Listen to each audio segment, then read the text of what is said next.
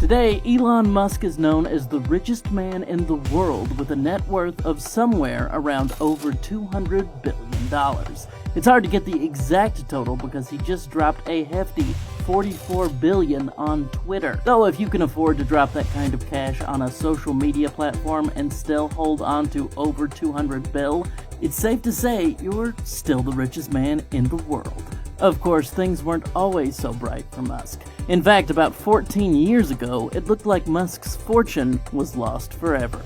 Elon loves to talk about how 2008 was without a doubt the worst year of his life. Pretty much everything that's going well for Musk today was going terribly back then. He had a very public, messy, and expensive divorce from his first wife. Tesla was doing so poorly that he reportedly tried to get a meeting with Apple's Tim Cook to see if they were interested in acquiring it. But Cook wouldn't even take the meeting. While Tesla is cranking out cars now, Musk has said multiple times that he was way too ambitious and optimistic about how the electric car technology would progress. Anyone who has followed the EV industry knows that delays and disappointments are constant. Then there was SpaceX, which he spent $100 million on. While now it is making headlines for all the right reasons, back then it was seen as something of a fever dream. Their rocket Falcon 1 kept exploding before hitting space. It seemed like the company would never lift off. Things were so low for Musk that he was circling the drain. He literally had nothing. The richest man in the world had to borrow money from friends just to cover living expenses. So it's actually kind of inspiring to see how he was able to bounce back as hard as anyone has ever bounced back in human history. Of course, the 50-year-old businessman's story isn't quite over yet. Even though he's making big deals left and right, Musk has reportedly lost billions in 2022. Some even say that Musk's hasty acquisition of Twitter may be spelling out that he might be starting to spin out for good. Even if he does, he's bounced back before. Next time, he'll probably bounce all the way to Mars. It is frankly stunning that Billy McFarland has not had a Netflix miniseries where a famous actor showed his rise and fall that's already been covered by several famous documentaries. McFarland's rise began in 2013 with his first venture, Magnesis. This was a black card company where wealthy millennials could join a special club for other young elites to create a vast network for business, partying, or whatever else they wanted. It received $1.5 million in investor funding and earned Billy attention for being the next big thing. This was also the beginning of McFarland showing off a billionaire lifestyle on social media that was definitely overblown. He took this image and launched Fire Media Inc. This was a company that would continue what Magnesis started by showing just how cool affluent millennials in the business world could be. Their first big venture was called the Fire Festival. Together with rapper Ja Rule, Billy took a group of influencers to a private island where they filmed themselves hanging out and partying over a gorgeous island weekend. The influencers and Fire Media posted this all over the internet with the hashtag Fire Festival. Before this festival had even been organized, it was already touted as the next big thing, even bigger than Coachella. That legendary music festival did not end up happening. Instead, once the attendees arrived, they discovered no music acts, no luxury accommodations, and no plan. There were only a group of soaked disaster tents and a ton of alcohol. This ended up trending even more than the initial marketing campaign. Comedians and late-night hosts made fun of the rich kids who were stranded on an island with no Blink-182 to listen to. But what about the ringmaster behind the worst show on Earth? It turns out that pretty much everything about McFarland was a lie. The only thing he truly was successful at was conning people to the tune of $27.4 million. He ended up sentenced to 6 years in prison and currently has a net worth of negative $5 million. The only thing left to add to McFarland's legacy is which actor will drop an Emmy-worthy performance in the inevitable Fire TV series. Anyone who has seen Upload knows that Robbie Amell could do it without breaking a sweat. He'd just have to stop hitting the gym so much. For decades, millennial businesses have been promising that they would not be doing things like their parents did. These would be new kinds of businesses that fostered community, positive work habits, and would literally save the world. No company is more famous for that than Adam Newman's WeWork. In basic terms, WeWork provided physical and virtual office spaces around the world. Of course, if you listen to any of their promotional material, you wouldn't get any of that. No, they claimed that the philosophy of togetherness that they pushed as their whole vibe would literally save the world.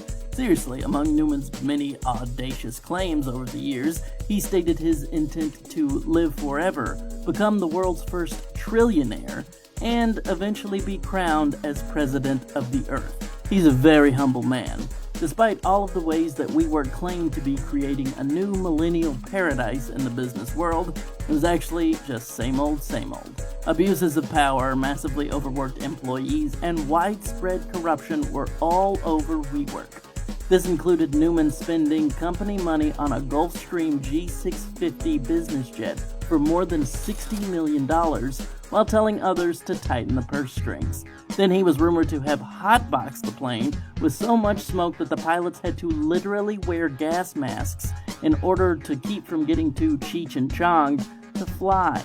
In 2019, Newman was pushed to retire after losing the company over $39 billion in a year, and very much not saving the world. He then was reported to have lost everything, possibly to the point of bankruptcy. Don't let Jared Leto and the show We Crashed fool you though. Newman has reportedly bounced back and then some. His 2021 net worth was reported to be back up to $1.5 billion. We'll see if that's enough for his President of the World campaign. With his turtleneck, his aggressive management style, and his unbridled success in Silicon Valley, Steve Jobs basically became the king of 21st century business. In fact, most of the time when someone in Silicon Valley is shown to succeed, they are either called the next Steve Jobs or the next Mark Zuckerberg. No CEO has tried and failed harder to become the next Steve Jobs than Elizabeth Holmes. Like many of the other rich up-and-comers, Holmes was more than a little eccentric.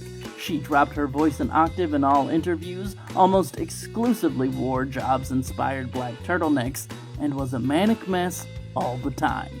Her company, Theranos, wanted to be for the medical industry what Apple was for the computer industry. The biotech device was supposed to be able to make complex medical diagnoses from very small blood samples. The problem was that while Steve Jobs frequently would make big promises about tech that didn't exist until he practically willed it into being, that didn't work at all for Holmes and Theranos. The technology was a complete and utter bloody disaster. Literally. Theranos went down in about as big a spectacular blaze of glory as has ever been seen in Silicon Valley. Holmes herself lost everything and was convicted of several counts of fraud. Her reported $4 billion net worth has dropped into the negative numbers, with little chance at all she'll ever live out her Steve Jobs fantasies. While there are so many business-failed TV shows on right now that it's practically become a new genre of television, I don't know if any of the actors have nailed their real-life counterparts quite like Amanda Seyfried nailed that iconically bizarre deep voice Holmes was going for. Perhaps no billionaire on the face of the planet is more famous for losing money than the one and only Bernie Madoff. Bernie L. Madoff Investment Securities LLC was started in 1960. Over the decades that followed, the Madoff name was synonymous with success. He was even once the chairman of the Nasdaq Stock Exchange. At his height, Bernie was reported to be worth upwards of $64 billion.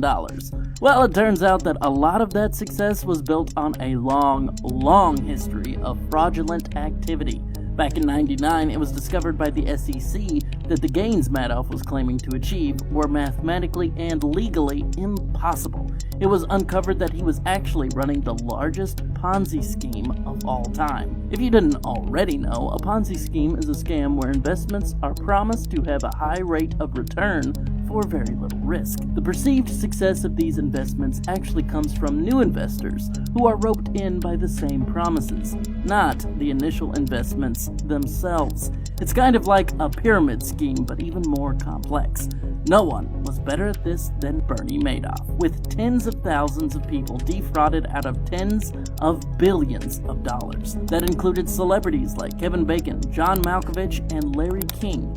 Madoff lost about as much as a human being could possibly lose. He received the maximum sentence of 150 years in prison. His sons both went down as well and ended up perishing behind bars. Finally, Madoff himself passed away in 2021, still in prison. But at least he got to be played by acting legends like Robert De Niro and Richard Dreyfuss. That's something. There are few criminals who have had the kind of success that Pablo Escobar has. For instance, Al Capone had around $100 million at the peak of his power, which would be worth several billion today. By comparison, Escobar was worth upwards of $37 billion at his height. In today's terms, that would be well over $60 billion. He began his criminal career selling cigarettes and fake lottery tickets. He then graduated up to kidnapping and smuggling.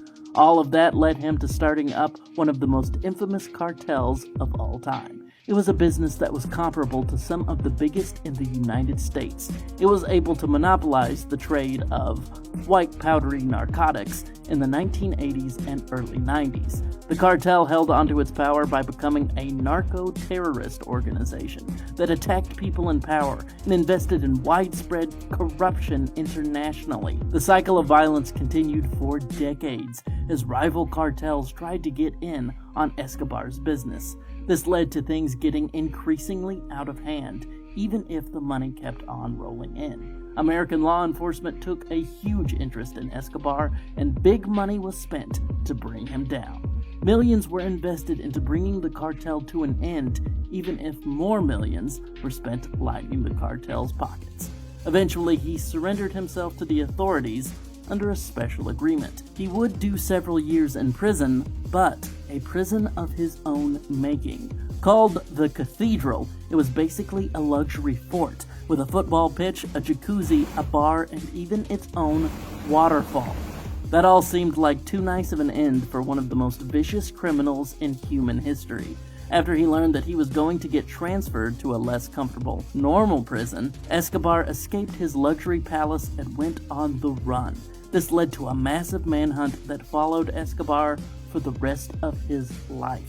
The entire thing ended up destroying the cartel and everything he had spent his life working for. In the end, he fell to the manhunt right after his 44th birthday.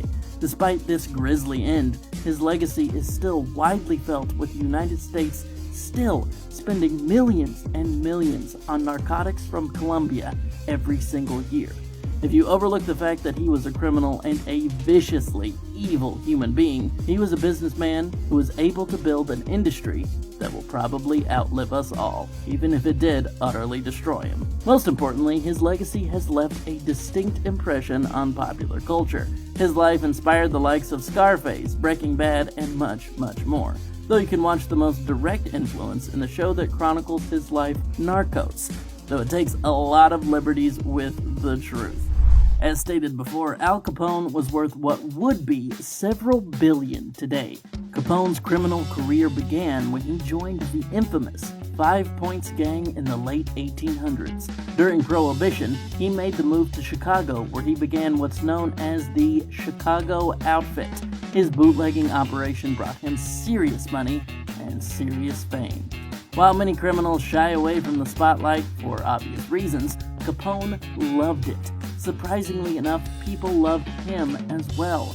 Prohibition wasn't exactly popular among many Americans, and his sizable donations to charity made him seem like some kind of gangster Robin Hood. Then came the St. Valentine's Day Massacre, where several gangsters were gunned down in broad daylight. That's when he became public enemy number one. Funnily enough, despite the fact that he was a celebrity criminal who had people attacked in broad daylight, he proved to be incredibly difficult to nab. They eventually managed to grab him on tax evasion, not bootlegging. He was convicted of 5 counts and was sentenced to prison. There he lost everything and ended up succumbing to a debilitating illness. He was released for care and perished at the surprisingly young age of 48. Like Escobar, Capone has had a huge mark on popular culture. He inspired the original Scarface movie, along with his story being told in The Untouchables and Boardwalk Empire, though it is frankly shocking that he doesn't have his own Netflix series yet. Seems right up their alley, doesn't it? You might not know the name Kenneth Lay, but you definitely should. He was the founder of Enron. Yeah, that's a name you probably do recognize, even if you don't know the whole story. You see, Enron was an American energy commodities and services company based in Houston, Texas. It had claimed revenue of well above $1 billion and was even named America's most innovative company by Fortune. During this time, Lay was one of the highest paid CEOs in America. In August of 2000, the company was trading at its highest value to date. Executives at the company told investors that the stock would only continue to rise. They even said that the estimates would reach heights of $130 to $140 a share. A true American success story, right? Well, while they were buying up this stock, the executives were unloading as much as possible. Lay, in particular, calmed investors down as the stock continued to plummet lower and lower. Lay himself sold tens of millions. Once the smoke cleared and people realized what was happening, the stock dropped to under $1 a share. The bankruptcy of Enron was the biggest in United States history, shocking the entire nation. Over 20,000 employees lost their jobs. Investors lost billions of dollars due to the shady business dealings, insider trading, and outright lies they were being fed by Lay, among others. Eventually, he was found guilty for several counts of fraud and making false statements. More than that, though, Enron became synonymous with corruption and greed. It signaled the coming of the housing crisis and many other major conspiracies that have followed. At the end of his life, Lay was worth negative $250,000. While this might sound like justice, it is worth noting that several other executives who worked at Enron and unloaded shares are today worth millions.